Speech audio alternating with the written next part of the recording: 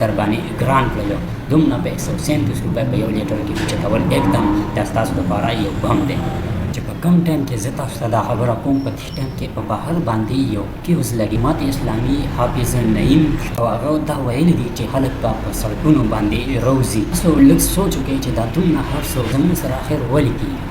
ولې دا په مين باندې هر یو شي هر څه د حکومت کوي په دغه د هر څه سیاسي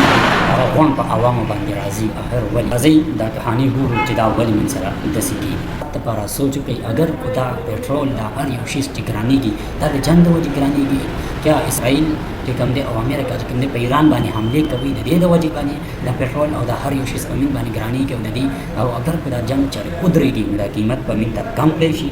چارې هم نه هرګز نه تاسو د لږ ساعت لپاره سوچ کوئ او امیجن وکړئ چې موږ د خپل پیاره پاکستان چې زموږ د کم خپل کور چې کوم دی پاکستان موږ اخر ولې د سره دومره